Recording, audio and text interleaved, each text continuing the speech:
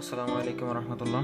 আপনাদের অনেকের কোশ্চেন ছিল যে কম্পিউটার স্লো কাজ করলে বা হ্যাং যদি হয়ে যায় তাহলে তৎক্ষণাৎ কী ব্যবস্থা নেব। হ্যাঁ, একদম সিম্পল যদি বলতে যাই তাহলে প্রথমত রিফ্রেশ করার যে সাধারণ নিয়ম সেটা করলেন।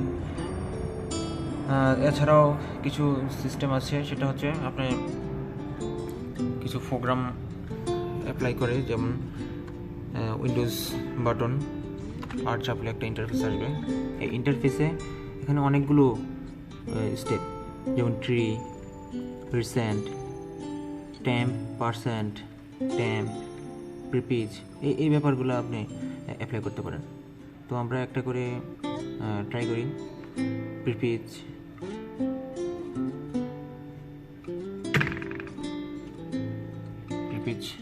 দিয়ে ক্লিক করাতে অনেকগুলো অবাঞ্ছিত ফাইল চলে আসলো, এগুলো আমাদের ডিলিট করে দিতে হবে।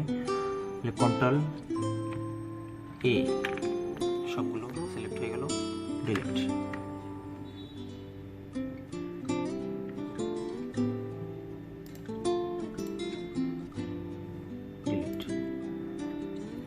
পরবর্তী সেম উইন্ডোজ আর প্রিপারেশন দিলাম,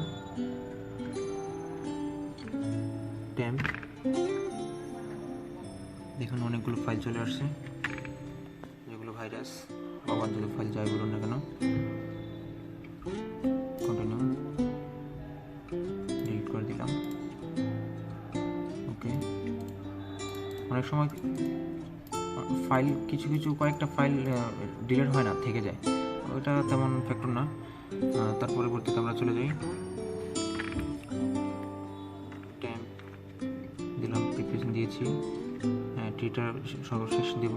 এবার রিসেন্ট ফাইল দেখি। আচ্ছা, রিসেন্ট ফাইলে এখন কিছু নাই, আমি কিছুক্ষণ আগে ডিলিট করেছিলাম, সেই জন্য। আপনারা ট্রাই করলে দেখতে পারবেন, অনেকক্ষণ কাজ করলে যে ফাইলগুলোতে কাজ করেন সেগুলোর একটা প্রতিচ্ছবি থেকে যায়, সেগুলো রিসেন্ট ফাইলে আসে। এখন এখানে আমার এখানে নেই, দিস ফোল্ডার ইজ এমটি, আমি কিছুক্ষণ আগে ডিলিট করার কারণে নেই, ঠিক আছে।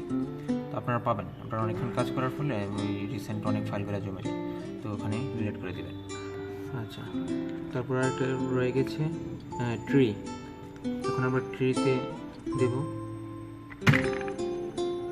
ট্রি একটা সরাসরি একটা রিফ্রেশ, কন্ট্রোল আর, ওকে, কন্ট্রোল আর, ওকে, এভাবে রিফ্রেশ হয়ে যায়।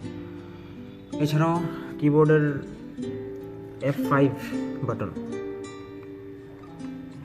বাটন যখন চাপবেন তখন এভাবে রিফ্রেশ হবে।